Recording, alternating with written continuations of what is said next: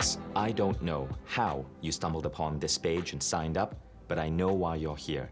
It almost seems that the people that get attracted to our masterclasses are meant to be here, because every time we finish broadcasting one of these talks, we get sent literally thousands of emails from people who heard just the right bit of information they needed to hear at this point in their lives to create a shift.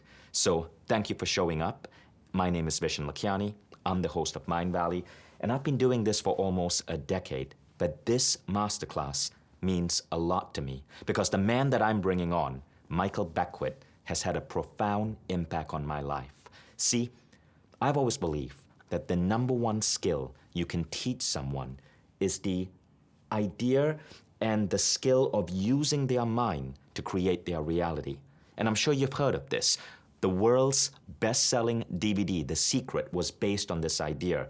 Thousands of books have been written on this idea. You've heard words like manifesting and law of attraction and creative visualization.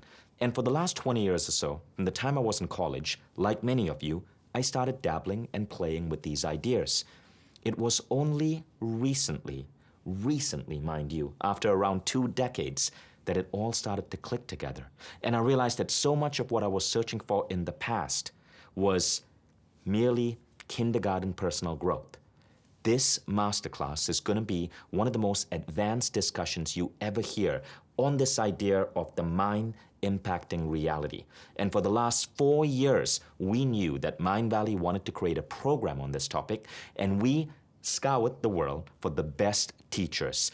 After going through some 10 different teachers and instructors, we decided that today's guest, Michael Beckwith, had the best way of sharing these ideas, the most compelling and enhanced models that our audience should learn, and personally had the biggest impact on my life. And so I'm so honored to bring you Michael Beckwith. Now let me tell you why this class is going to be possibly not what you expect. Okay, so I know that many of you are here because you want to learn to manifest. You want to learn to be able to use your mind to apply a tool like creative visualization to create your goals and bring them into reality, to create synchronicities and coincidences and random encounters that move you ahead in life. But what if that was simply one level of understanding and there's a level way beyond? In this class, Michael Beckwith is going to share with you some interesting ideas. These ideas shifted the way I approach my life, my career, my functioning in the world. The first idea is true manifesting versus manifesting. You see, we often believe that we want to manifest the goals or the outcomes that we want in life, but as Beckwith is going to share, true manifesting is a lot deeper. True manifesting is where you're not just attracting things to you, but you are evolving into the ideal version of yourself. You're evolving into who your soul desires you to be. And this subtle shift changes everything. Now, the second idea is equally powerful. It is wanting versus immature wanting. It is the idea that so often what we want to manifest is what parental pressure, society, culture tells us we should have, but not, I repeat, not what our soul wants us to have. And so we want what we shouldn't have, and we ignore what our soul really wants to bring into our life. What if, before you put out an intention, before you decided that you wanted something in your life, you could check in and get a compass reading on whether this is right for you? Michael Beckwith, I quote, has said, "Do not blindly go into intention. Rather, let inspiration lead to your intention." That is the second key idea we're going to be exploring. And the third one is a powerful one. I've heard so many people, some of the most remarkable, smartest, intelligent people in the world, talk about this. And it is the idea of surrendering. Now, this idea, I'd say about 10 years ago, would have been too radical.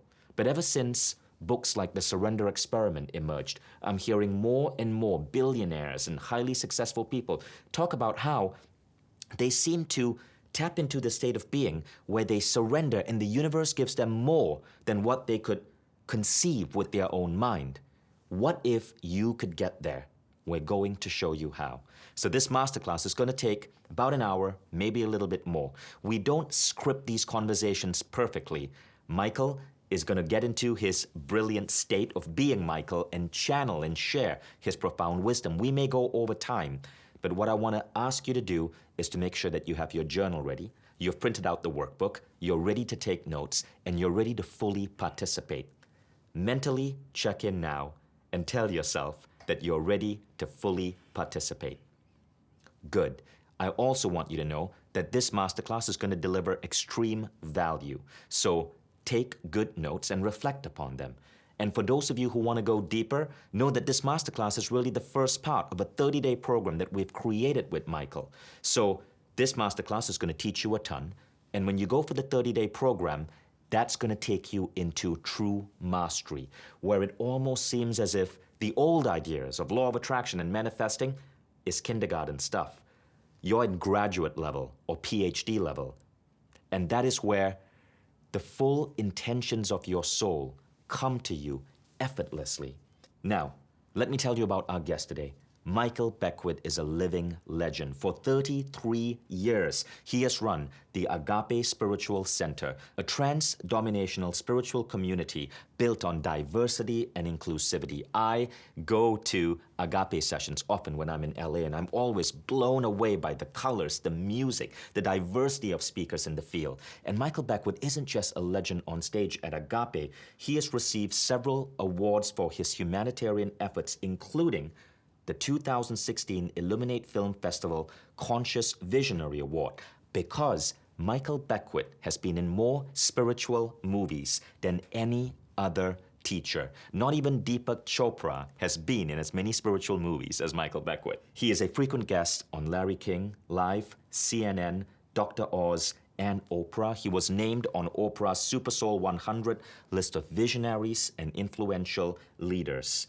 His outreach programs are taking place all over the world. Michael was just telling me about this lady in Guyana who takes kids on a bus and drive them for 2 hours to a place where they have internet access so they can watch the global broadcast of his talks from the Agape Spiritual Center in LA. How cool is that? Beckwith is also the international co-chair of the Gandhi King Season for Nonviolence, which was launched at the UN in 1998 and is active in 900 cities and 67 countries. But more than that, what I appreciate about Michael is that his ideas have truly changed my life. We are filming this masterclass in Portugal, where Mindvalley is launching our annual festival called A-Fest. 3 years ago, Michael Beckwith spoke at another A-Fest in 2016. Like you, listening to Beckwith today, I was in that audience. And Michael delivered a 1-hour talk that was so mesmerizing that there was 5 minutes of that talk, 5 minutes that changed my life for good. It changed my daily habit because he knocked me sideways with an insight. I was so touched by what Michael Beckwith did for me in that talk in 5 minutes. It probably became the 5 minutes of that entire 5-day event that most shifted me. I wrote a check of $15,000 to the Agape Spiritual Center because of those 5 minutes. That's how much 5 minutes meant to me, because you made a decision today to show up and attend this class. I cannot wait for you to meet your future self. Let's give a big, warm welcome to Michael Beckwith. Thank you, Vision. So, Michael, thank you so much. It's such an honor to have you here, and even just having lunch with you and breakfast, preparing for this class, I learned a ton. So it's always awesome to have you on the Mindvalley set. It's my joy to always be with you. You bring such enthusiasm, such inspiration, and such power. It's always good to hang out with you. So, Michael, what is the insight that you know and you feel you would like to share today? First of all, I'm getting a sense of all the people who are tuning in right now, and I can feel an inner yearning of their soul, whether they're conscious of it or not. There's a yearning for something within them to come forward, to express themselves.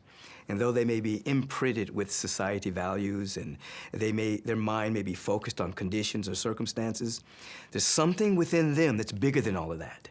And the reason why they tuned in today, because they heard that something, and it pulled them to be here.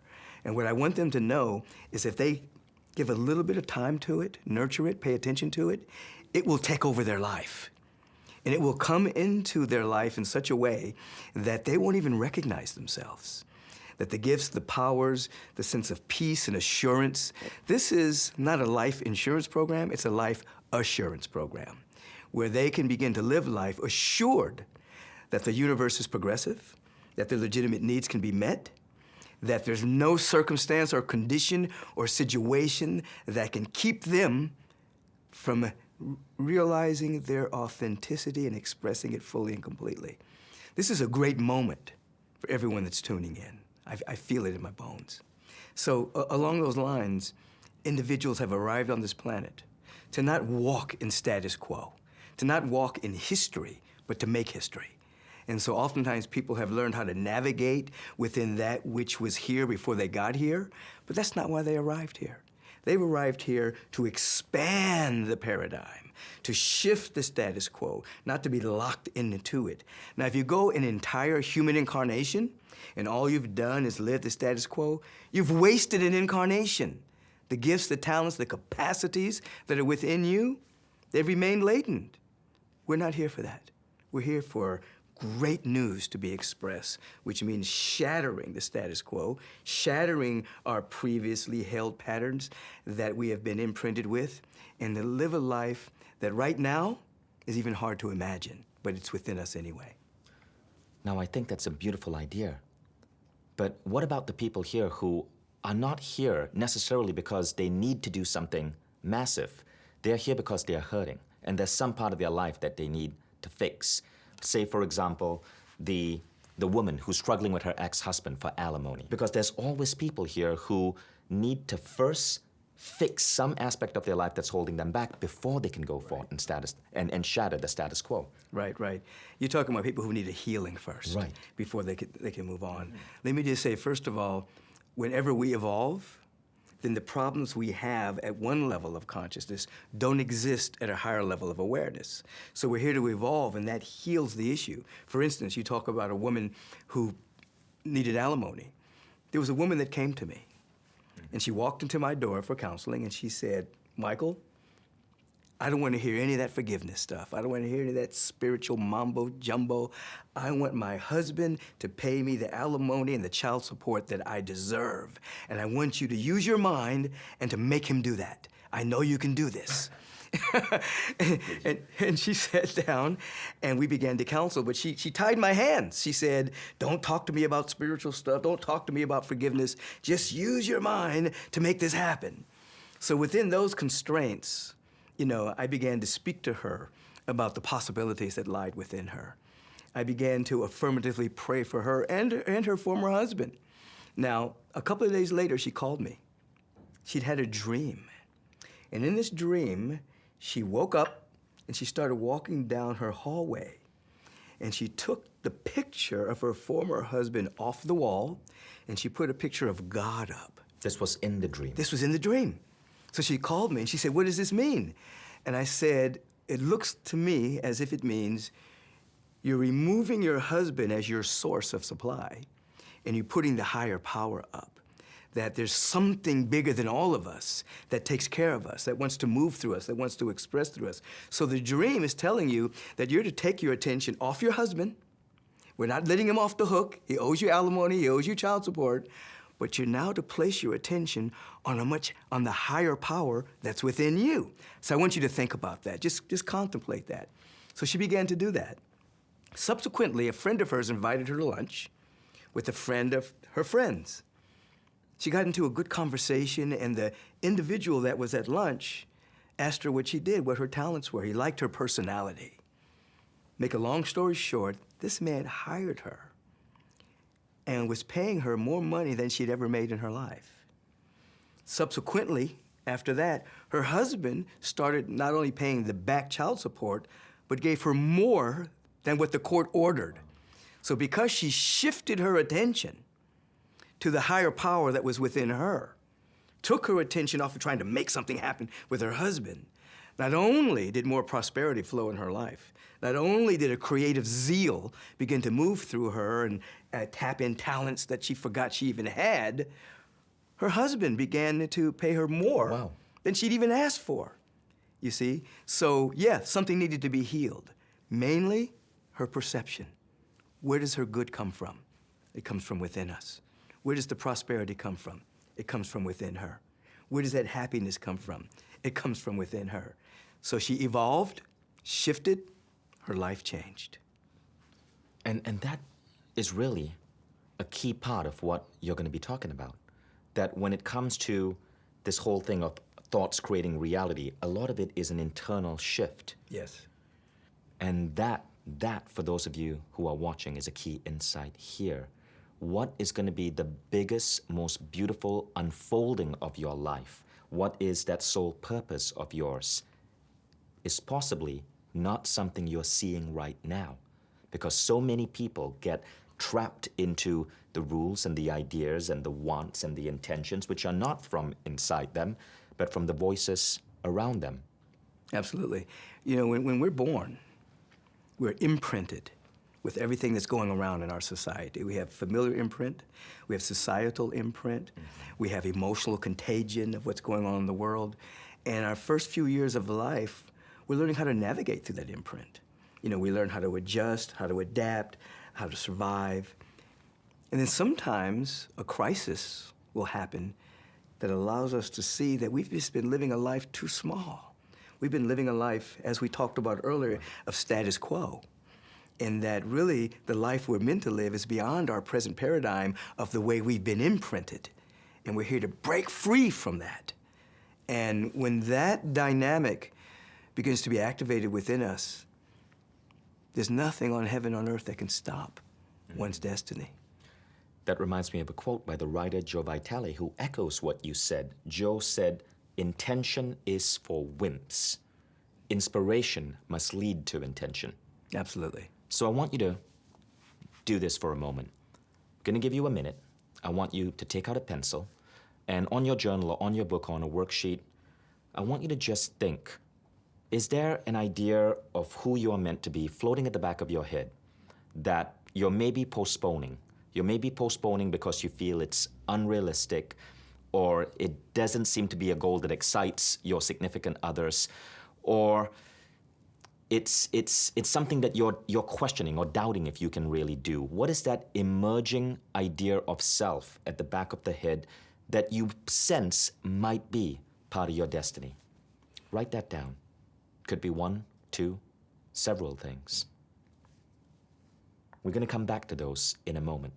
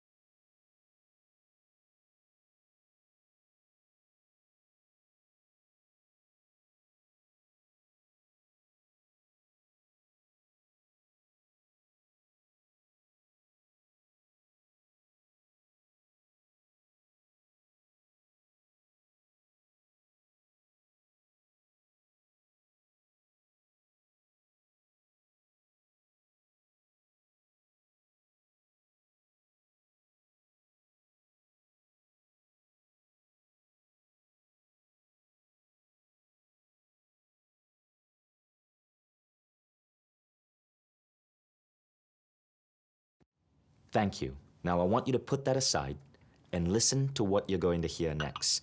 Michael Beckwith is now going to talk about 4 stages of spiritual growth, development, and unfoldment. This framework really shifted how I dealt with the emerging self, the emerging identity. So this is going to be a really key part of this class.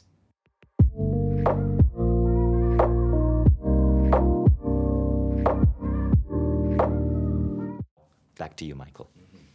There's a model that I created a number of years ago that allows us to speak into growth, development, and unfoldment. And I call it the 4 stages of spiritual growth and unfoldment. Now, of course, we're infinite, so there are more than 4, but this gives us a context to dive deep into dialogue and discussion and to mine insights and revelations. So the first stage is the stage of the victim. This is the stage in which we believe something outside of ourself determines our happiness, our destiny. It can be society, it can be parents, it can be God, devil, astrology, whatever the case may be. But there's something out there that's doing something to us.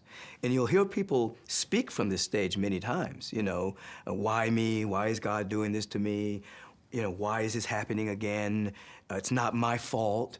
It's somebody else is to blame for my life experience. We hear this a lot. And so that's the victim stage. And interestingly enough, so many people live in that stage, and many people live in that stage in certain parts of their life. Like in some areas of their life, they may feel very masterful, but in other areas, they feel victimized, you see. So in this victim stage, people are forcefully trying to make things happen. They don't know why nothing changes in their life, and they have a big blame story as to why their life isn't quote-unquote working. Right. Yeah. And you know what's funny? You can be really spiritually developed, and you can still fall into the victim stage. I realized yesterday I fell into the victim stage. I was like, why doesn't this friend of mine respond to my messages, right? And Alan Watts has a funny story about this. I literally saw someone share this on Instagram today, but I felt it was so profound. I almost felt that the universe needed me to hear it. So I want to share it with you.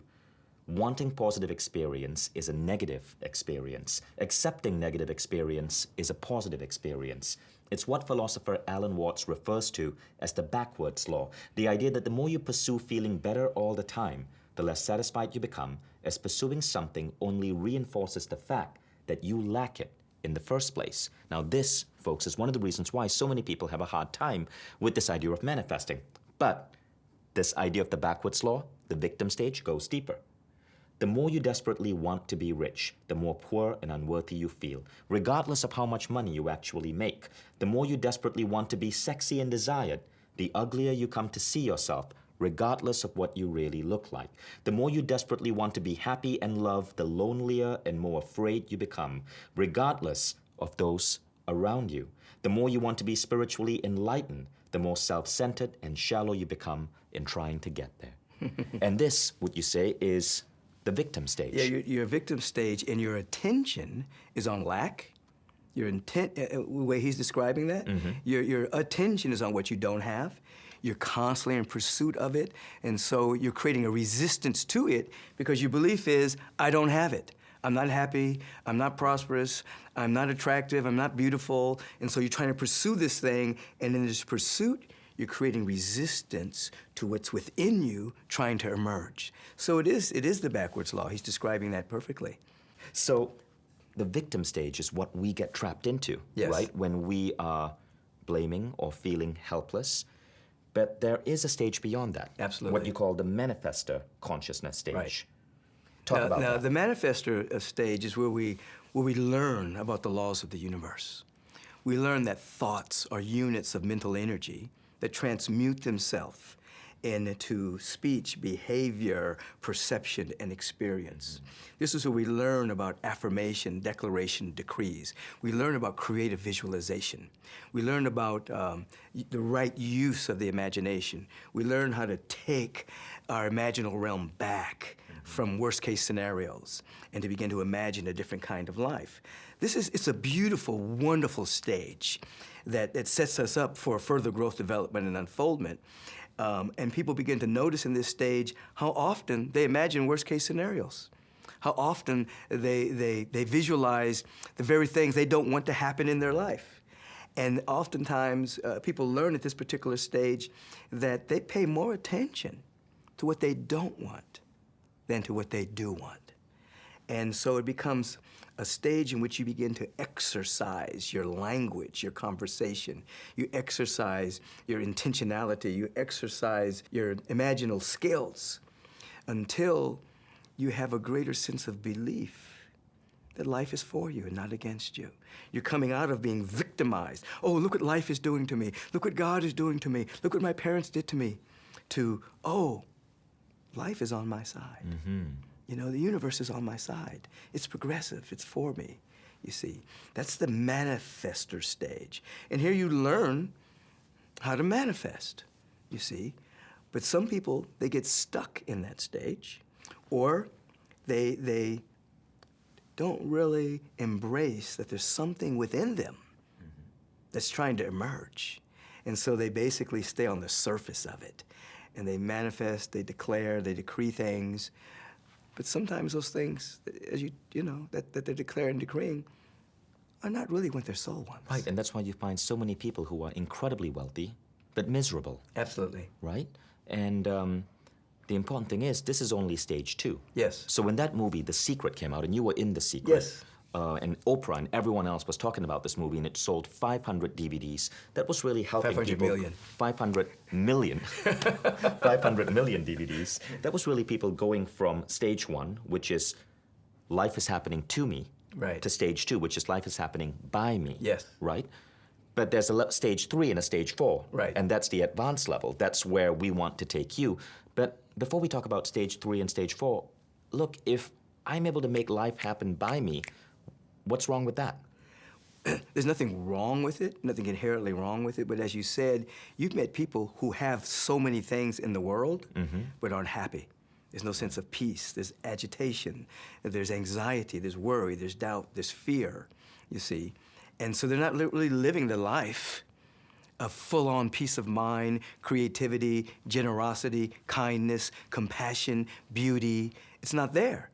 They've got a lot of stuff. They've mastered a law of manifestation, just as an individual could master hitting a fastball and becoming a great baseball player, but have the rest of his life in shambles, you see. And so you can master laws, but it doesn't necessarily mean your soul is unfolding. Doesn't necessarily mean you're mining the deep capacities of your being and setting them free. So there's nothing wrong, inherently wrong with it. It's just a stage, you see. Right. But it was never without a deep surrender into who I was becoming rather than what I was trying to get. Stage 2 is sometimes what I'm trying to get. Stage 3, you move into what you're becoming. It's the real manifestation right there. You get, you let, you have, you share, you see. So you cut your teeth on stage 2. You learn the principles. You must learn the laws. But then something begins to happen. A deep and an abiding trust begins to take place. When you realize that things don't just happen, they happen just. Things aren't just happening in your life.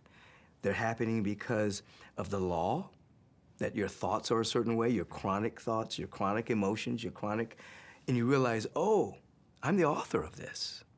And you begin to change that, then it becomes easier to move into stage 3. Stage 3 is the stage of being a channel or an opening or a place. You've come to realize that life itself never compromises itself, never contradicts itself, never works against itself. Life is alive, teeming with infinite potential, infinite possibility. And life wants to know itself as each and every one of us. It wants to come into a full expression of the love and the beauty and the joy and the harmony and the affluence and the abundance. Life is for us. So when you start going into stage 3, you become a channel for life to express itself. There's an utter yielding within us, an allowing, a letting go. Stage 2 is primarily masculine. I'm going to make it happen with my mind. Stage 3 is primarily feminine. I'm going to allow it to occur. Why? Because it's already happening. It's already happening cosmically. I'm localizing a cosmic activity, you see. So I'm not just over here, this little old guy trying to make something happen. Now I've surrendered to the will of life, which is for more life, and I'm allowing it to express it through me. Unlimited power, unlimited creativity, unlimited energy, you see. So by me, limited, through me, unlimited. By me, masculine, through me, feminine, you see. And so stage 3 is where I think the tipping point is now, because people have studied Right. the stage 2, the manifests. How many books Right. are there on the law of attraction? How many books out there? Literally hundreds. Everybody's has been talking about that. Now, the tipping point is moving and reclaiming surrender, reclaiming allowing, reclaiming letting, but not from the old concept of it. You're not surrendering to negativity, you're not acquiescing, or giving up to negativity or a condition. You're surrendering to something within you that wants to emerge. You can't even imagine. I remember a few years ago, I was facilitating a meeting with His Holiness the Dalai Lama with world leaders. And in the middle of that, my thought went to, how did I get here? How did that young boy that grew up on Orange Drive get here sitting with His Holiness the Dalai Lama facilitating this meeting? You know, it was just like, and I could see my moments of surrender in my life. Now, that wasn't on a vision board. I'm going to sit with the Holiness the Dalai Lama one day. No, it was never on my vision board. But unfoldment after unfoldment after unfoldment put me in a space where I got to give service in this wonderful and powerful way with this wonderful and powerful man. When we live at that level, we can't even sometimes comprehend yet, because it's outside of our present paradigm, what's trying to come forward. But we yield to it with the awareness of what we've learned in stage 2, that life is for us and lawful. Amazing. And that's just stage 3. Yes. And I remember I first learned that from you in 2015, and it blew my mind. It shifted my life. This is why I refer to Michael so often in my book, The Code of the Extraordinary Mind. That's powerful. And I remember in 2015 when we were talking, you also explained to me why this graph was so important, and I wanted to share it with the audience here. You said, when one can see this as a roadmap, we are better in control of our conscious evolution. We know where we can go. It's like a map of understanding our potential. And that's why understanding these 4 stages is so important. So let me recap for a moment. Stage 1 is life is happening to me. It's victim consciousness. Stage 2 is life is happening by me. It's manifestor consciousness. Stage 3, which is this shift that's happening in the world right now, almost 20 years since you appeared in that movie, The Secret, is life is happening through me. And that is channel consciousness. Right. You are not setting out visions or intentions based on what you think you know. You are channeling them from what is the universe or your soul's intention for who you are to become. Yes. But that is still only the 3rd stage. It's a very high stage, though. It's a very high stage. Tell us about the 4th stage. Yeah. The 4th stage is a state of being where the sense of separation between you and life has dissolved. And you realize that you're at one with life, that you are an emanation of this life. Just as a wave is an emanation of the ocean, the sunbeam is an emanation of the sun. Same quality as the sun. The heat, the luminosity, not separate. If a sunbeam were to be separate from the sun, it would cease to exist. So we're emanations of life. You can call that life God. You can call it love, intelligence, beauty, whatever name you want to give this. It's a presence that's never an absence. It doesn't come and go. You don't have to pray for it to come here because it's everywhere, because it's omnipresent, it's omniscient, it's omnipotent, you see. And so you have moments in meditation, moments when you're visioning, in which this sense of separation dissolves, and you realize that your life is indeed the life of this presence. Now, of course, that may happen for some for a nanosecond, many seconds, an hour, periods of time. But once you've tasted it, nothing ever satisfies after that. Once you've seen the luminosity of your own being and the light of your own soul, everything else pales in significance. That doesn't mean, of course, that you're not going to do anything in the world. It's really the opposite.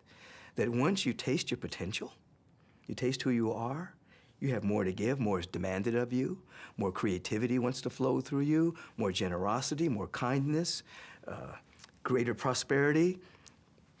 But it's with a sense of non-attachment. It's different. How many people in the world, like what percentage of the population do you think is at stage 3 and stage 4, if you had to guess? It's a very small percentage of the population. You have the majority of the population is still in victim consciousness, survival, and carrying a blame story. And then you have a larger group in stage 2, primarily based on the fact that over the last 20, 30 years, there's been a lot of teaching, a lot of metaphysical teaching. And then there's a smaller percentage in the areas of surrender, stage 3. It's increasing, though, because people are learning the art and science of meditation. They're learning the efficacy that meditation is not woo-woo. You know, it's actually creates hemispheric coherence, activates the cortex so that you can actually see the invisible, hear the inaudible. You know, so there's much more people rising in that. Stage 4, probably a less percentage. But people are starting to have insights, and people are doing extraordinary things to try to get that sense of connection, you know, plant medicine, whatever the case they may be doing, you know. But I would say majority of people in victim, the next group of people in stage 2, and then there's a handful, you know, there's a nice percentage in stage 3 and then a lesser percentage in stage 4. So now I want to ask you a question. What stage do you think you're at? 1, 2, 3, 4, maybe 2.5, 3.3. What stage do you think you're at? Write it down. Okay, now I want to share with you this insight. Ken Wilber, the great philosopher, our mutual friend, said that whenever we see a roadmap of consciousness, we will always assume ourselves to be one stage higher than where we actually are. So if you wrote down 3.3, you're possibly at 2.3. I know that sounds hard to hear, but I was like this as well. 4 years ago, when you first shared this with me, I'm like, I'm at stage 3. No, I wasn't. I was not at stage 3. We always assume we are one stage higher than what we think we are. There's a psychological study on this. It's called the Dunning-Kruger effect. It always says that until you get a lot of wisdom, you always think you're smarter than you are. But the more you know how much you don't know. That's right. And so I think I'm slowly moving into stage 3, and I'm learning to stay there. Very often I drop to stage 2. Sometimes I drop to stage 1. And if I'm dropping like that, and so my goal is to stay at stage 3 more consistently, I know that it's a lot more nuanced than what we make it out to be. And so don't overestimate where you might be, because that immediately slows down your learning. I want you to just be open to the idea that there's a lot of nuance to this. There's a lot of mastery that you can move into to get to stage 3 and stay there more consistently. Yeah, absolutely. And we also need to remind them that the stages aren't linear, which means in one area of your life, you may be very masterful. In another area of your life, you may be living in victim consciousness. And so you just have to be aware that you may wake up one day and you're working on some area of your life and you may feel very victimized by the world. You may be working on another area of your life and you feel, I'm in the zone. Right. It's flowing. And so you don't want to beat yourself up wherever you are. Exactly. You just want to be aware of where you are and then use the tools necessary to grow. And so we're going to come to the 8 life structures, the 8 areas of life. And what you'll see is that you are at different stages in these 8 areas. So stay tuned for that. Now, 3 powerful ideas that I want you to take home, because these ideas are shifters. When you meditate on these ideas, when these ideas hit you, you start elevating in terms of your stage.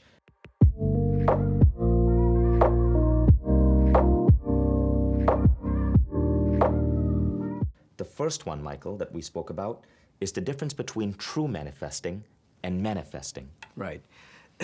Manifesting is what we do at the lower levels of stage 2.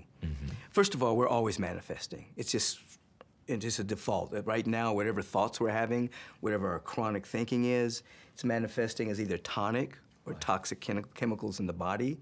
We're either expanding our immune system or we're shrinking it. We either have a level of coherence around the brain or we don't. So we're always manifesting on a certain level. Now, as we begin to grow, we have a tendency sometimes to have immature, we manifest at a very low level. We just want things, but we don't know why we want them, you see. True manifestation occurs when there's actually a shift on the soul level. There's actually a change that takes place. So I may want something in my life and I seek to manifest it, but it's actually being impelled by a desire to be more myself. I just don't want a thing. I actually want to be better, a better version of myself, the next stage of my evolution. So if you remember the statement, seek first the kingdom of God and everything else will be added, then when you're truly manifesting, you're seeking first this realm of ever-increasing good in your own life, and you actually have a fundamental shift in your character. And you still get the stuff, but the stuff isn't what's making you happy. The happiness is your intrinsic nature being set free, you see. So it's a both and. Regular manifestation is just getting. I'm feeding my acquisitive appetite.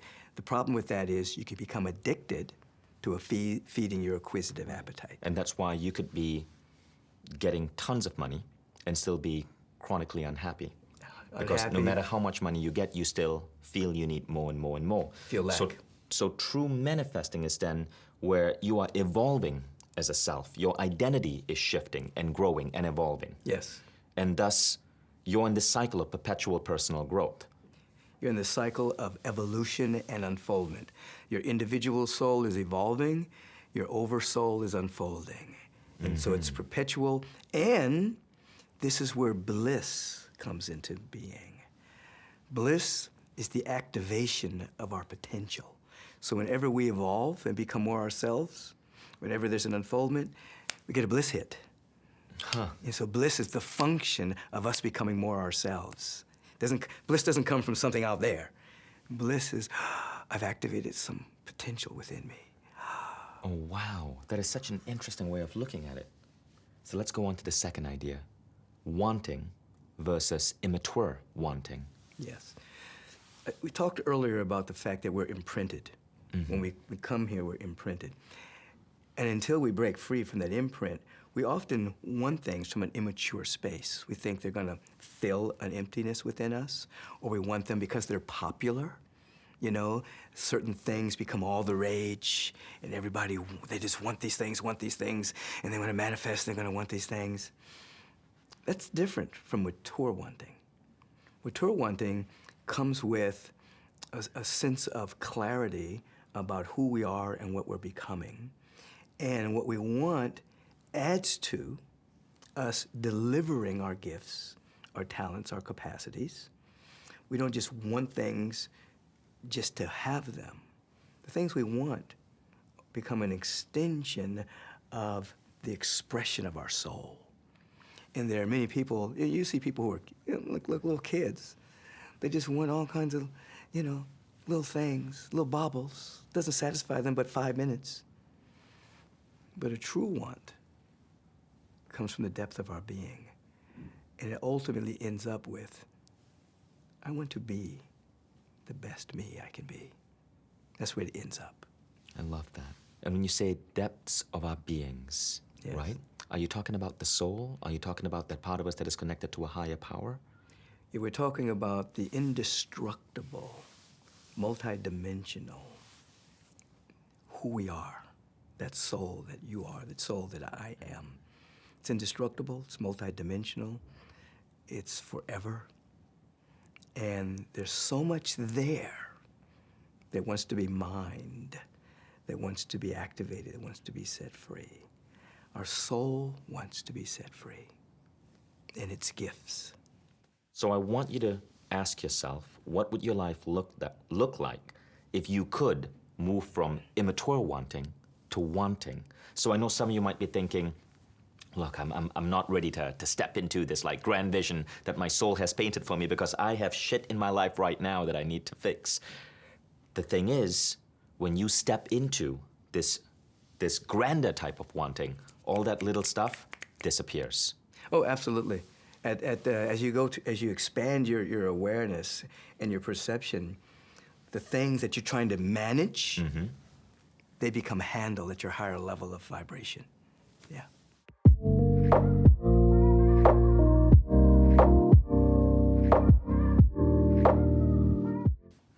This brings us to 3. Point number 3, idea number 3, which is the one I've been waiting to have you talk about, and that is the power of surrender. More and more of my friends are coming to me and telling me that they are dabbling with this idea of surrendering to the will of the universe. I've been hearing, I was just on Necker Island, Richard Branson's island, on a mastermind of entrepreneurs, right? And everybody had to share a book that they were reading that was transforming their lives. And you know what was the most popular book? The Surrender Experiment. And these were from men who flew there in their private jet. They were talking about surrender, men and women playing at the highest levels of the world. But even that book, The Surrender Experiment, which is a great book, doesn't give you a path to get there. And one of the reasons we wanted to create this program with you is because you actually teach people how to get there. You teach people how to live in surrender. You have the best methodology I've come across and the ones that I use. Tell us about surrender. Wow. When we go back to my personal story in that moment that I surrendered to my destiny, I was surrendering to something within me that I could not yet see, but I knew was there. This is what surrender is not. Surrender is not giving up. It's not waving at the white flag and say, I give. No. Surrender is the consciousness of letting go, going to a space of non-attachment, not detachment, but non-attachment to an outcome based on your surrendering to a beauty, a life, and a joy that is beyond your comprehension. Now, detachment is, I give up and I'm not playing the game. Non-attachment is, I play fully, but I'm not connected to an outcome. I let the outcome form itself based on my play and based on my surrender. So what I have done over the years is brought surrender back into the metaphysical community because the metaphysical community had jettisoned it. We don't want surrender. We want to just manifest by our minds. We don't need to surrender. That's old religious stuff. But we reclaim surrender, not as a surrender to a God out there, but a surrender to a destiny in here. So surrender carries with it meditation, you know, a paying attention to that which is real every single day until that which is real starts to permeate your awareness. So you're surrendering to the will of life, which is always for a greater expression of more life. You don't have to become a theologian to understand what the will of life is or the will of God is. If it's for greater life, that's the will of God. If it's not for a greater life, that's not for the will of God. You understand? So surrender is what makes you powerful. Surrender is what makes you pliable so that more life can flow through you. So there has to have a level of surrender. There has to have the learning to let go. There has to have the level of deep and abiding willingness. These are all qualities of surrender. Willingness, letting go, allowing. Yeah. And the process that you teach in the new program with Mindvalley is really about that. It's totally about that. Once you understand the 4 stages, and you somewhat master stage 2, there's a almost natural unfoldment of learning how to vision, you know, via the visioning process. And that's a deep state of surrender because, one, you can't get there on your own mental power. When I mean there, I'm talking about the bliss, the expanded awareness, the sense of joy, the perennial happiness not based on circumstance. That comes from an abiding letting go to what's already there. You can't see it yet, so trust is involved. You're letting go to what's already there, and then it becomes more real to you than the very chairs we're sitting on. Once you've tasted it, can't go back. You can't go back. You can't go back. So the program actually, step by step, assists people into first having a cognitive awareness of what it is, like the map does, and then soulful practices that break down the egoic structure of clutching to your present paradigm, to a slow releasing into the gifts that are already there within you, setting them free. And you learn to live a surrendered life. And a surrendered life doesn't mean a life where you're not wanting anything. It doesn't mean a life of austerity. No. Right? It rather, what I've noticed when I've been able to move into these states is that it's a life that seems blessed by incredible luck, incredible opportunity, the right people, the right circumstances, the right synchronicities. Yes. Your rate of desire to synchronicity just goes through the roof. Yes. You think a thought, or you have an insight of something that you want to birth into the world, and moments later, the right person is on the phone with you, and you didn't have to go out there and struggle and push and strive. You didn't have to give out your business card. Right. Yeah, because you said incredible luck. Luck is living under cosmic knowledge. Oh, I like that. That's what luck is. You start to live under this cosmic knowledge that's moving through you, and you're surprised by the good that flows into your life. I call it the glad surprise. You're surprised by it. It's like, wow, how did that happen? I didn't plan for that, but I met the right person. I didn't know that person even existed before I met them, but they're perfect to collaborate with what I'm trying to do. How did that happen? You were living a surrendered life. So then the presence, which is everywhere, gets to orchestrate rather than you and your little mind trying to orchestrate. You and your limited perception try to orchestrate, but you don't know all of this. And I want to share an insight. I want to share something that happened when, in one aspect of my life, I moved into this state of surrender. Remember, there are 8 life structures, right? So you can be in different stages in each of these life structures. Now, with Mindvalley, I moved into a stage of surrender. What happened was that around 2.5 years ago, we had a department in the company where we had to go forth and try to convince authors to come and get published, to close authors. It was like a sales department. Many companies have it. I certainly woke up one day and decided I need to just shut this down. I just need to put out the intention that we're going to do an incredible job with every author, with every program we create, and the right authors would reach out. And mysteriously, over that next 1 year, coincidence after coincidence after coincidence happened. Neil Donald Walsh, one of my favorite authors, who I'd been trying to work with for 10 years and had said no, reached out. The Alan Watts program came to Mindvalley through an introduction from a guy who had stumbled upon my work and had worked at the White House and happened to know Alan Watts' son. All of these remarkable individuals, from you to Lisa Nichols to Jim Quick, emerged into Mindvalley. We had no sales department. And the company completely exploded. It went through the roof. Then I set out another intention and I surrendered to it. And that was, we want to bring Mindvalley to Fortune 100 companies and to governments. And the next thing we know, we're being invited to Google to train their team. Right. And then the lady who's been appointed one of the most powerful women in Malaysia ends up being a Mindvalley customer. Next thing I know, 2 weeks ago, me and my team were training 500 members of the government.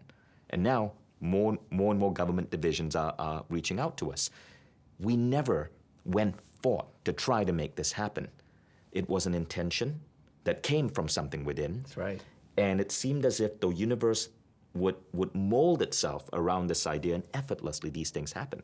And that's just why I'm so excited about being in this phase of surrender. Now, that said, you mentioned there are 8 life structures, right? And we can be in different levels in these different structures. And the program that we're creating with you is really designed to get you to move to stage 3 and 4 in all of these structures. But in my life, I'm not there yet. And in the health structure, I feel like I'm still in level 2 and sometimes level 1. And this is where I'd like to seek your help, because I bet you many of you listening, if you have some aspect of your health that you want to heal, I want you to pay attention to what you're going to experience now. Okay, so yes, I'm at surrender level most of the time at Mindvalley, but my damn knee is you can't say so hurting me. Yesterday, Even meditating, sitting cross-legged, would put me in pain. And I've been in physiotherapy, I've had expensive surgery. I can't seem to make this knee heal.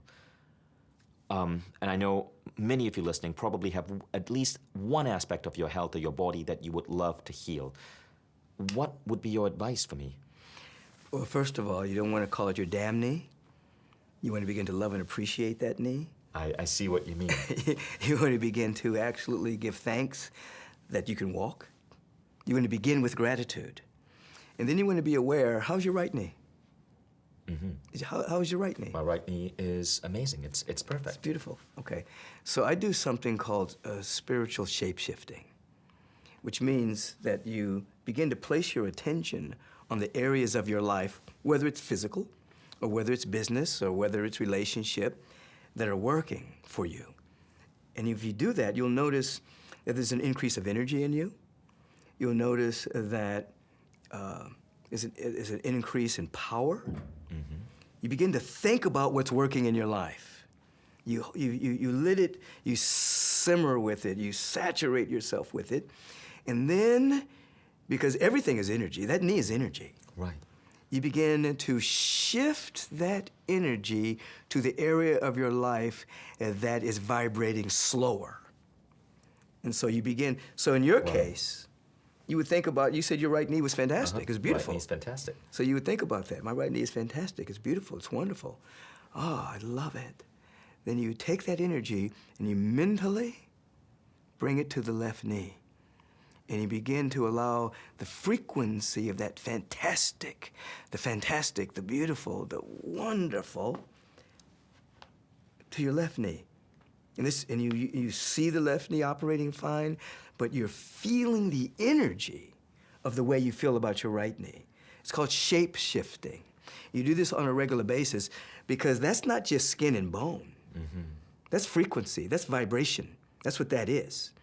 And so for some reason, the vibration has condensed itself into this slow to heal situation. You're going to speed it up. You see, we're in a quantum field. A quanta is a burst of light that moves so fast that you think things are solid, held together by perception and belief.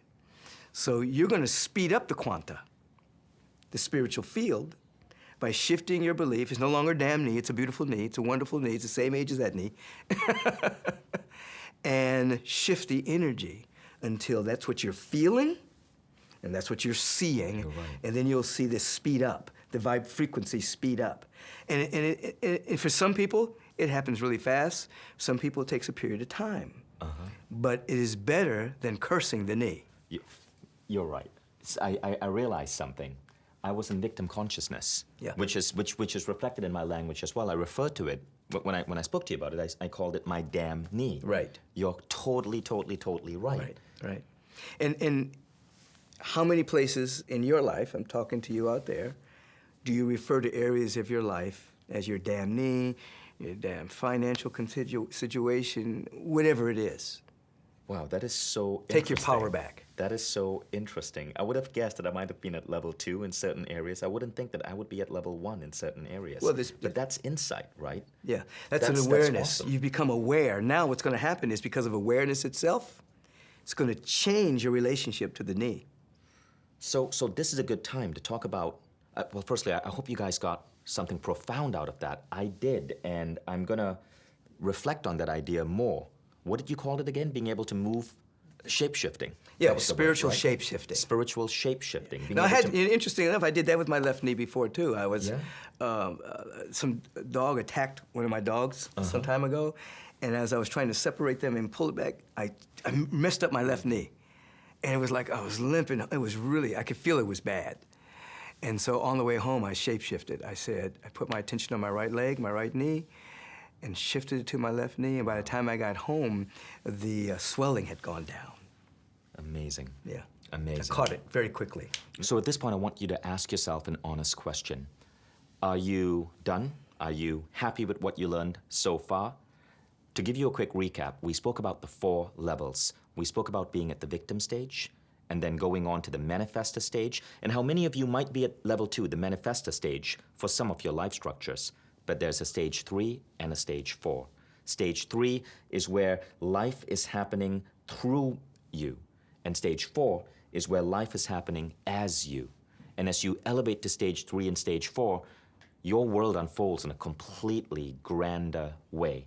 We spoke about how the little problems that you might be facing often disappear when you start going within, when inspiration is leading to your intentions. And we spoke about how you may not be at stage 2 or stage 3 or stage 1 equally for all of your 8 life structures. We can be at different stages for each structure. I gave the example of my health and how I was in a little bit of victim consciousness in terms of my health. Right. And you just helped me see that by even the language I was using. So we're going to share with you the 8 stages in a moment. First, I want to tell you the next level for those of you who are going to take this training deeper. I shared with you a story earlier. In 2016, when Michael Beckwith was on stage at AFES, he shared an idea with me. It was a single idea. It was a 1-hour talk, but there was this one idea that you put out in that talk, right? About how you were once almost drowning. And how you got yourself out of that state and saved your own life. And there was a powerful lesson there. That shifted the trajectory of my life because I started bringing in that concept into my manifesting. Basically, you spoke about asking your guides for help. That shifted my manifesting because I never thought about asking guides for help. And I know this is a topic that you cover in the advanced program. That one idea so shifted my life. I wrote a check of $15,000 as a donation to your church. And honestly, that idea probably was worth $1.5 million to me. I felt that $15,000 was just a beautiful thank you note just for that one idea. Now imagine, folks, imagine you are getting 35 of those ideas in this 35-day program. Every day, one key insight that shifts your life.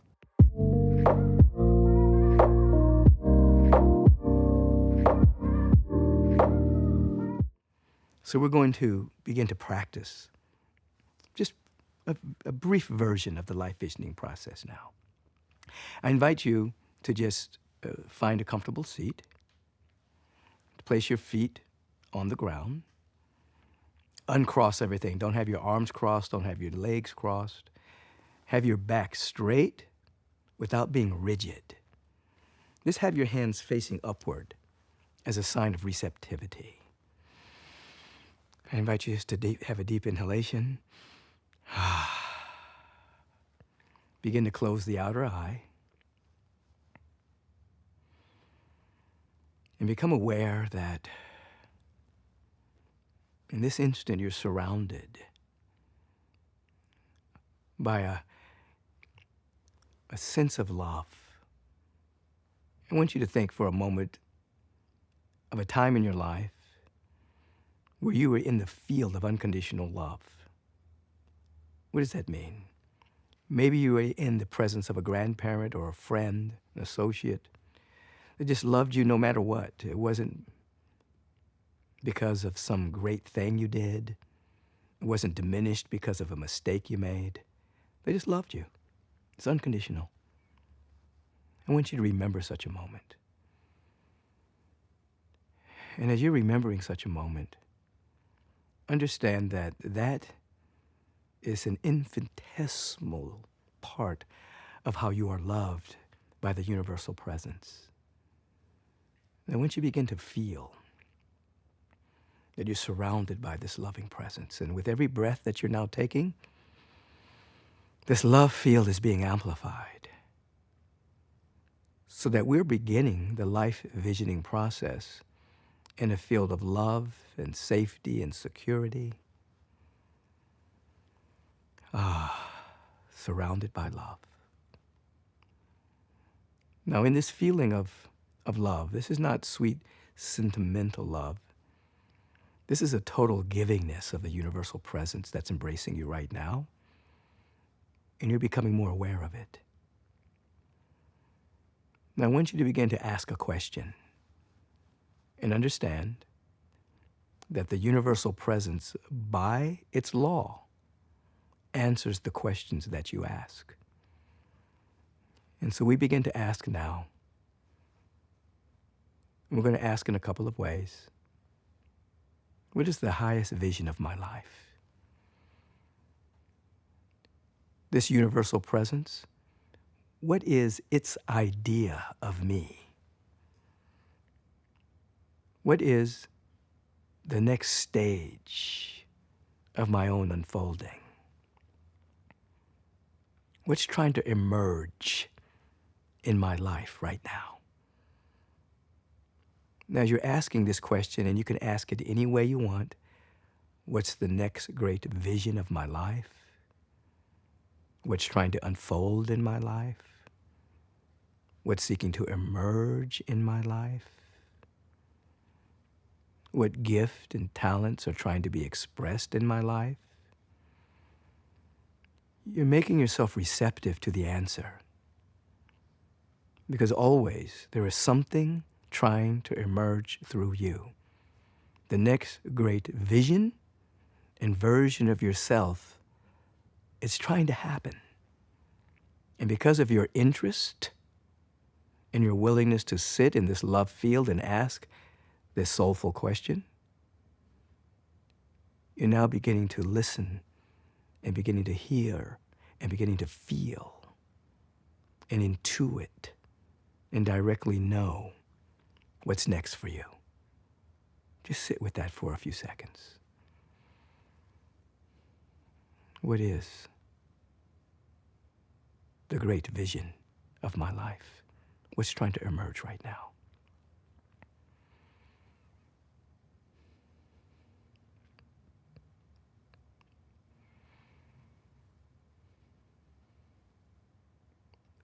Without any sense of censorship or denial, we're becoming more and more aware that there's something within us that was not given to us by the world, by heredity, by circumstances, that wants to come forward.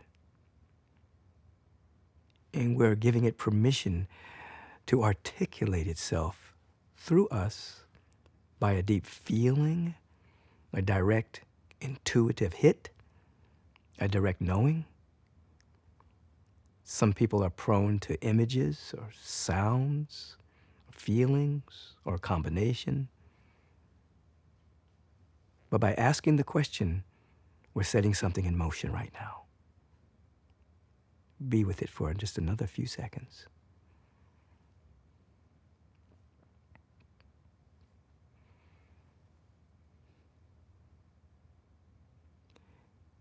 Be aware that you have simultaneous awareness. That is, you can be aware of more than one thing at one time. You can be aware that you've asked this question that's taking you beyond your present circumstance. What's seeking to emerge through me right now? And you can be aware of this next question. What is it that I must become in order to manifest the vision that's beginning to articulate itself through me right now? This is my growing edge. What must I become? Where must I grow in my own life in order to be a vehicle for this transcendent vision that wants to express through me right now? Again, no censorship, no judgment. Where must I grow? There's a sacred law that you can't really have in your life which you're not willing to become vibrationally. What must I become? Where must I grow? There's no judgment or guilt or shame here, just awareness. Some people need to grow in becoming more loving or more self-loving. Wherever it is, no judgment, just be aware that there's a vision speaking to you and an area of growth or areas of growth.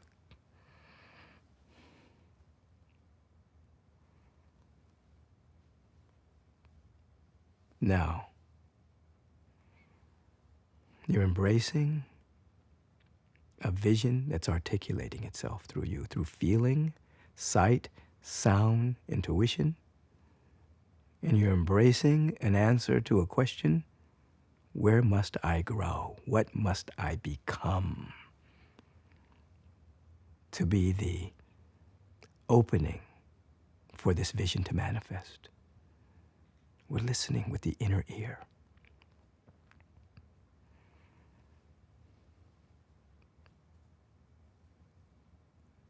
We slowly segue to another question. What is it that I can now let go of that no longer serves me in my life and no longer serves the manifestation of this vision? Again, there's no judgment here. There may have been something in our past that served us that doesn't serve us right now. It could be a conversation, a habit, a way of thinking, something that protected us, a coping mechanism. But today, it's no longer needed. What is it that I can now let go of?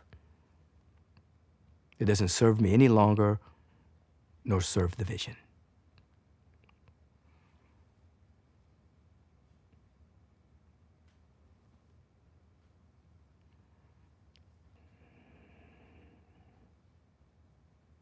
Just be aware of what's coming through.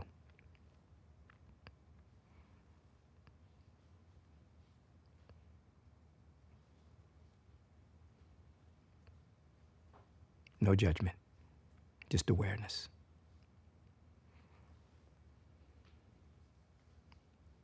Now, this is a very important question.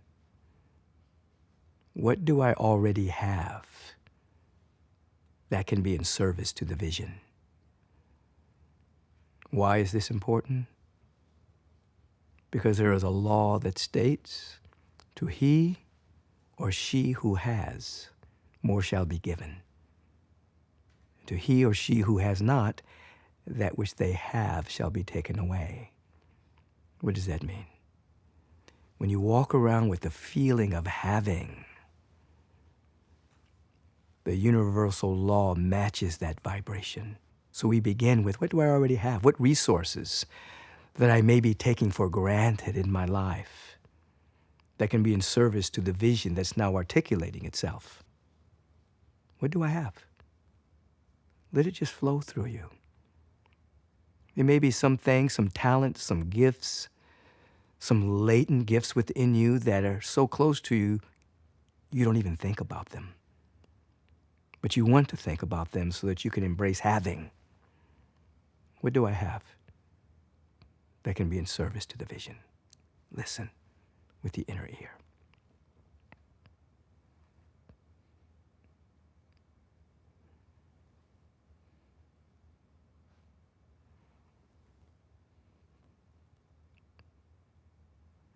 And so the vision, that which is intrinsic to you, that which is unique to you, is speaking. You're beginning to catch the feeling tone of it.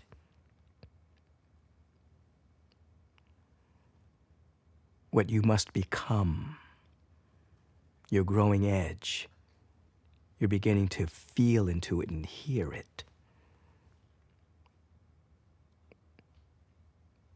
What you can now let go of that doesn't serve you, you're beginning to be aware of it. What you already have, you're beginning to feel that and feel into the frequency of being and having.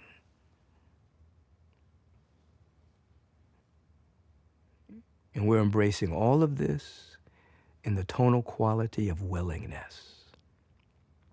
Where there is willingness, there is a way. Everything always begins with willingness. And so as you think about the vision, as you consider your becoming, as you consider your letting go, as you consider your having, feel into the frequency of willingness. Think about a moment in your life where you didn't know how you were going to do something, but you became willing anyway. You may not have known the how, but you became willing to walk in that direction, and you discovered when you did, things came into place because of your willingness. Catch that feeling tone of willingness right now. Take a deep and pure inhalation. and magnify the feeling of willingness. Let it be magnified with every breath. I am willing. I am able. I am open. I can. It is in this dynamic that I have the privilege and the honor of activating each and every individual listening right here and right now with this vibrational word that I'm now releasing. Speaking it for each and every individual here, that their ability to catch the vision is amplified. Their ability to synthesize it, to feel it, to hear it is amplified. That dynamic willingness to embrace their becoming,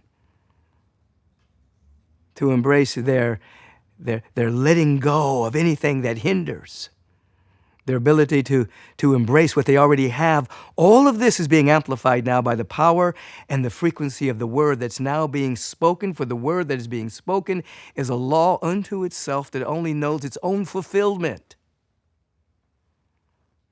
Nothing can hinder this. So everyone in the sound of my voice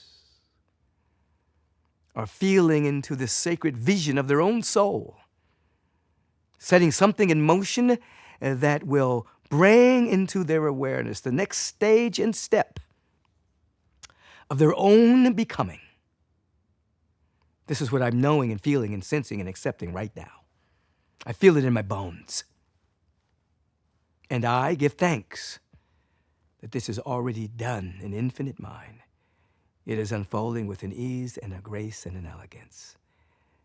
And it's happening right now.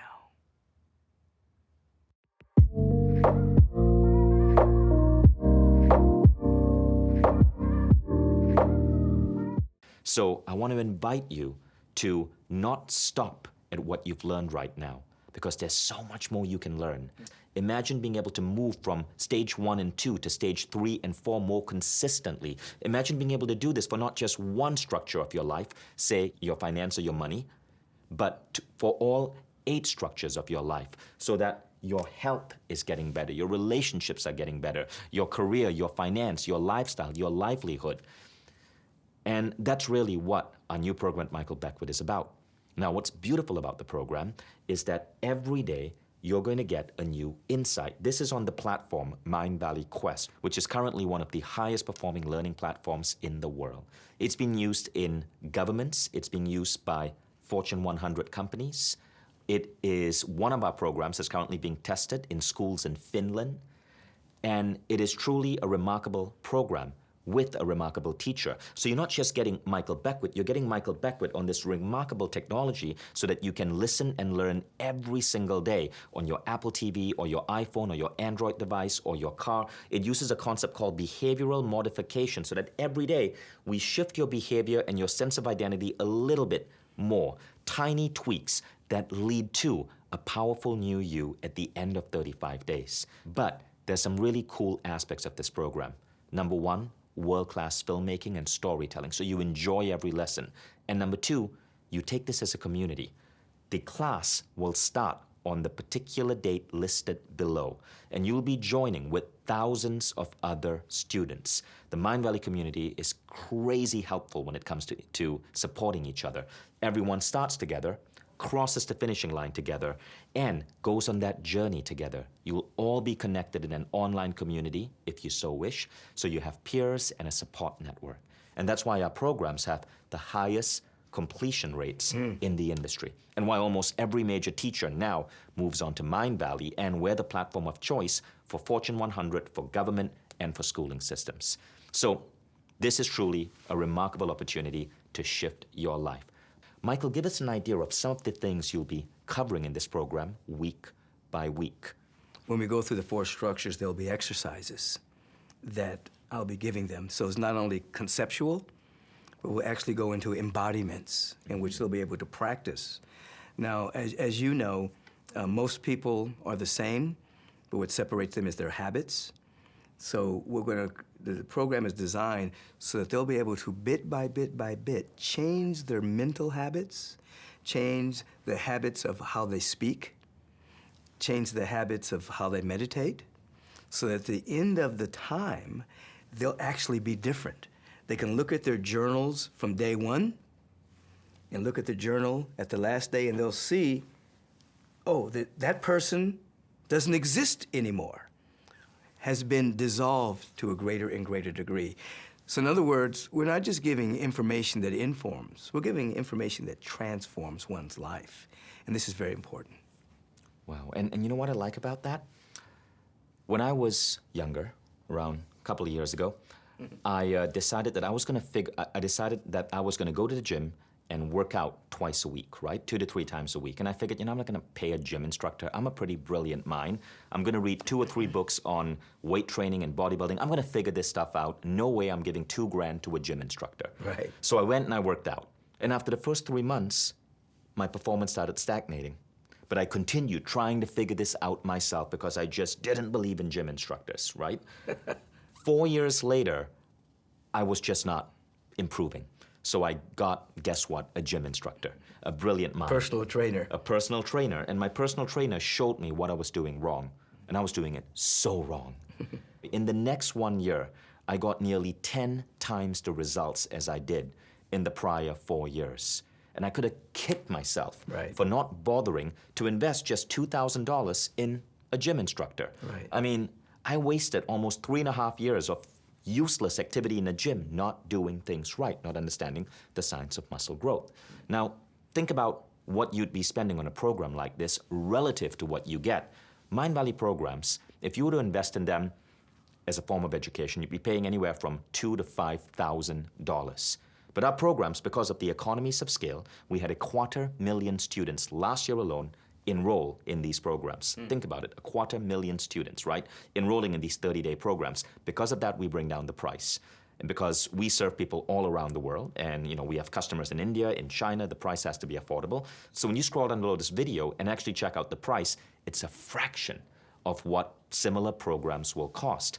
Let me give you an idea. Stanford just put up a program, one of their most popular MBA classes, and it is on basically tapping into consciousness, right? It's on the consciousness between human beings. Stanford students call this the touchy-feely course. You know what the enrollment price is?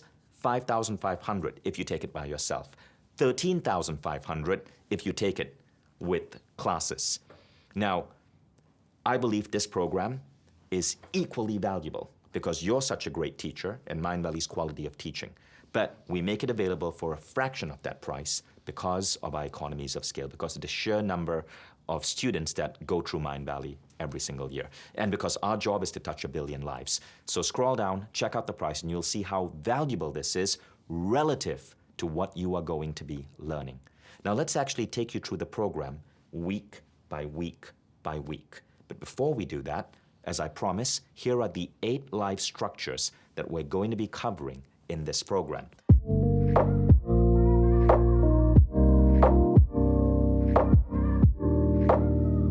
So I want you to take out pen and paper and write down these life structures, because this is a very important way of looking at your life. And in this program, Michael is going to show you how to advance to level 3 and 4 in each of these structures. The first one is spiritual. Very briefly, spiritual and eternal mean the same thing. We're spiritual beings having a human incarnation. And until you understand that you are an eternal being, I'm talking about really understand it, then you're kind of just playing around in life. So we're going to cover that structure. Now, the second one is the ego. The ego, when that becomes optimized, that particular structure, it means you're no longer living as a we against them. You're no longer living to be equal, superior, or inferior. You have a healthy ego, which means that what you want for yourself, you want for everyone. The third is relationships. When that particular structure is stabilized, it means that you're no longer trying to get love from someone. You're basically participating in a field of love. And this is in all of our relations. We learn that we have to bring the love, the peace, the harmony to it, rather than trying to get it from somebody. That's basically what we're going to cover. You know, it seems that in each of these structures, it's way beyond just surrender. You're really giving us a new way to look at the ego, at spiritual ability, at relationships, aren't you? Absolutely. Nuance is extremely important. And people are living in this world trying to think that someone can make them happy. Right. They need to hire a clown for that. Relationship means that you're working on yourself in a field of safety with somebody so that the happiness that's within you both can emerge. Wow. Okay, now structure number 4 is body temple. The body temple, the body temple is a place, obviously, where health, vitality, vigor, flexibility, all of this is very important. For what purpose? So that we can bring forth our giftedness with the body temple. When the body temple is stabilized, simply means it's not in the way of us living our best life. Right, like my beautiful knee. Right. Next, livelihood. Livelihood is finding your place in the world where you're sharing of your giftedness and your creativity. Some people would call that a job, but job sometimes is just over broke. We're not talking about a job. We're talking about a place where you love to go, where you're challenged to bring forth the creative energy within you. I see, and that's why I was wondering about this, because livelihood and financial are two different things. Financial is number 6, so you separate. I separated those two. Our financial life, we learn financial literacy, and oftentimes you are manifesting money, finances, that's supporting your creative endeavor. Sometimes your creative endeavor isn't where the finances are occurring, but you develop a sense of entrepreneurship, other areas of your life that you bring forth money into it, and it supports the rest of your life. So I separate livelihood from finances. So you may have a beautiful livelihood, but then again, you may have something else in which you're actually bringing in a lot of money. You're right, and that's interesting, because a lot of people think it is our livelihood that must provide our finances, but you're saying that these are actually two completely different things. Your finances could actually support that gift that you're bringing to the world. Absolutely. And particularly today, people need to think outside of the box where their finances are concerned. Years ago, people thought just having a job was going to do it. Now you have to think a lot larger than that. I see. Now, number 7 is beliefs. Okay. As you're growing and unfolding, you begin to become aware of what you believe. Now, when you believe, when your belief is embodied, that means you no longer have to fight for your belief. You don't have to proselytize. You won't become a fundamentalist in your particular life, because a fundamentalist is an individual that is afraid that what they believe isn't so. So they have to go out and convince other people. Right. So when you really settle in to what you believe and it becomes, it's the truth, you can relax. Wow. Wow. I'm so excited about the thousands of people who are going to be enrolling in this. Every day you spend with this program, you are creating a new version of you. And I know that 5 weeks from now, you will look back at who you were a month ago and be so proud at how far you've grown and the new realizations that you're going to get. Because when you start looking at things from this lens, when you start moving from level 1 and 2 to level 3 and 4, your life starts magnifying. It just starts multiplying and multiplying and multiplying in a way that you would never imagine. Because when you move into that state of surrender, it's as if life is happening to you with blessings being showered on you on autopilot. Even if you were a manifesting master, you possibly couldn't think of ideas and visions that bold and that bountiful. But what happens is your soul has a greater plan for you than what we can imagine. Absolutely. So that brings us to the 8th structure, community. Community. We're all a part of a community. Our family is a community, the city in which we live. The community is a place where we get to really share our gifts. Compassion, kindness, love, justice, joy. We find a way to be a beneficial presence in the community. What can I contribute? And so when you have all those 8 structures stabilized, then there's joy, there's financial good, there's health, you're a contributing agent in the community, and life is magnificent. Beautiful. I love that community is that 8 structure. And I love that you said we are a contributing agent in the community. This is really one of the reasons why we're so excited about this program.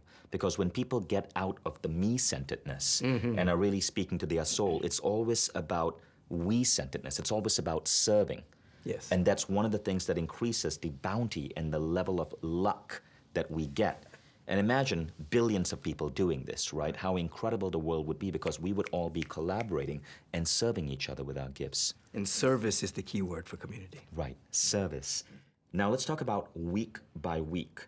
So, week 1, you're going to get introduced to the entire concept, the entire framework, in anywhere from 5 to 20 minutes a day. So you can listen to this as you're commuting. You can listen to this before you start your day. But you're going to get the entire framework. You're going to go deep into 4 stages of consciousness, authenticity, and the 4 pillars of freedom, 5 foundational qualities, how the universe is progressive.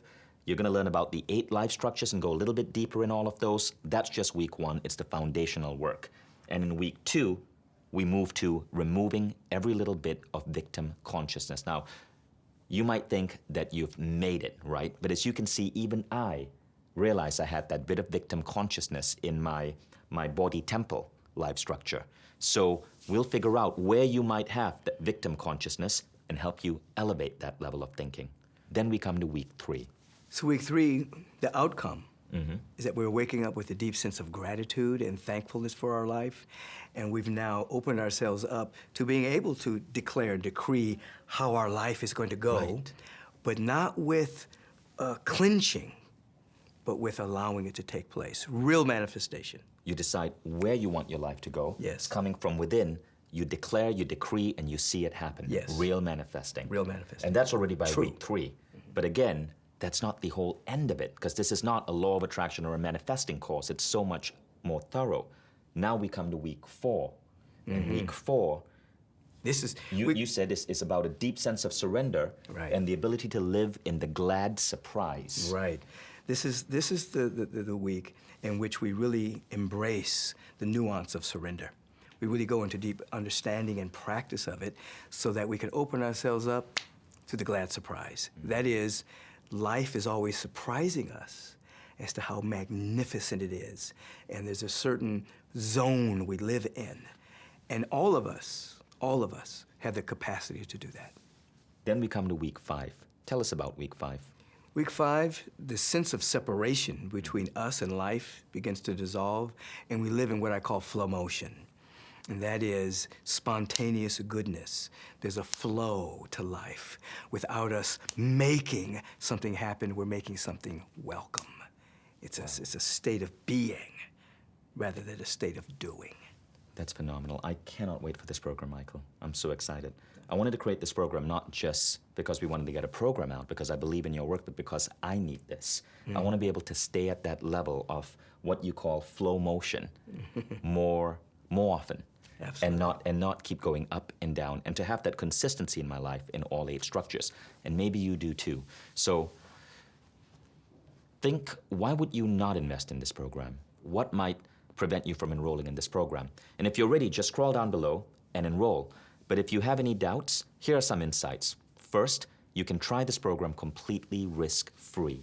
So try it out for the first 10 days. And if you feel for whatever reason you need a refund, simply go to mindvalley.com/refund and refund yourself. We actually make it so easy because so few people actually take the refunds, because in the first 10 days, they realize how powerful these ideas are. Secondly, know that you're not going to be doing it alone. You're part of a supportive community, and our community gets so close with each other. Many people make lifelong friends within this community, which is why there are now Mindvalley meetups popping up, like in countries all around the world. And third, think about it. Why would you want to live life like everyone else, struggling, pushing, feeling like a victim in some different areas of your life, trying to set intentions and struggling to make them manifest? Why would you not want to move to level 4, to flow motion, to being blessed by luck and living a life where you are living your grandest vision for yourself? Life almost seems to happen for you in a beautiful way, auto-magically. That's really what we are talking about. And the time commitment isn't big, because this program takes place in 5 to 20 minutes a day for 5 weeks. You can easily make that happen. And because the app is so easy to use, all you have to do is listen to it in your car, while you're on the treadmill, while you're grocery shopping. You can easily make that time because you're already spending time doing those things. I listen to these programs when I'm driving. Now, when you scroll down below and click Enroll, here's what's going to happen next. Simply put in your credit card information, start the program. You will get an email with instructions on how to download the app. And if you're already a Mindvalley customer, it will automatically show up in your Mindvalley app. And it will also show up on your Mindvalley desktop. So if you do not have a smartphone, no worries, you can watch it on the desktop. If you have an Apple TV, you can download the Apple TV app and play Michael Beckwith in full HD glory. Now, the program is remarkably easy to use. When you start the program, you will be in what is called the warm-up phase. There'll be some beautiful inspirational videos there to watch, to warm up. And there will be a start date, and you will see a countdown. And when the start date happens, automatically, at the same time across the planet, the program unlocks for thousands of students. Dive in, listen to day one, and if you wish, share your insights or read other people's insights in the community. The very next day, the app will ping you to open and watch day two. At the end of 35 days, you are going to go through a remarkable transformation. It's that easy to use. Michael, anything else you'd like to add? I can see them already in my mind's eye. And I can see the mask, the personality mask of separation and fear and worry beginning to crumble. And I can feel that emergence beginning to happen already, so I welcome them to the class. I cannot wait to see and hear your stories. Now, I want to share with you some remarkable things that people have said about Michael's program. So Michael had a previous program on Mindvalley called The Power of Visioning. And that program we created in 2015. It was incredibly well reviewed, but our budgets wasn't as big back then. So Power of Visioning was basically done on webcam. It wasn't on the fancy Quest technology. It was a webcam class, but still, it changed so many people's lives. And what you're going to see here is the next level. This is like moving from a made-for-TV sitcom to a blockbuster Hollywood movie. So these are some incredible things that people said about Michael Beckwith. So here's what our own audience wrote in to say about Michael. Karen Banks said, when I finished a meditation, and you're going to get these meditations in the program as well, I experienced this profound sense of knowingness. This program brought me out of a very, very dark place. Doug said, cleared some of my old behaviors and assumptions about life and me. I've stopped using old stories as an excuse to not be prosperous. Natalia wrote in to say how this program helped her take responsibility for her own life and how she responds to circumstance. She said it was an absolutely mind-blowing experience of awareness. And we're getting letters from incredible people around the world. Dr. Deborah Triump, who's president of Prime Performance Strategies, PhD in Industrial and Organizational Psychology, said, help me to understand the events that have still affected me and gave me a process for dealing with them. Think about what that would mean for you. Anita Smith said, it helped me understand my own uniqueness and to own it with pride. So we get hundreds of letters like this from Michael Beckwith's programs on Mindvalley. And imagine, one day, one of those people might be you. Michael? You know, the greatest investment an individual can make is in themselves. Because once you invest in yourself, which you're inviting them to do, then all the things they think they want from a mature level, they begin to happen with much greater ease. You have to invest in yourself first, and this is an investment in oneself. Thank you, Michael. So thank you, all of you, for listening and for going through this program. And I want you to look back at that note I asked you to write earlier, that emergent self, that person you kind of felt you wanted to be. And I want you to remember this. If that vision of yourself keeps coming over and over and over again, you probably don't want to ignore it, right? Sometimes we ignore it because we feel it's out of alignment with, what our family or our friends or our co-workers might say. Sometimes we feel it's too big and we can't get there. But could it be that this program might finally give you the tools and the mental models and the wisdom to get you to that emergent self that you wrote down? Think about what that would mean for your life and the lives of everyone you touch. So scroll down below. Can't wait to see you enroll in this program, and I'll be seeing you in the tribe. Welcome to Mindvalley, and welcome to our newest Mindvalley hit program with Michael Beckwith. Thank you, Michael. Thank you for the invitation. It's my joy. And thank you, everyone, for turning up for this masterclass, for taking such good notes, and I will see you in the program.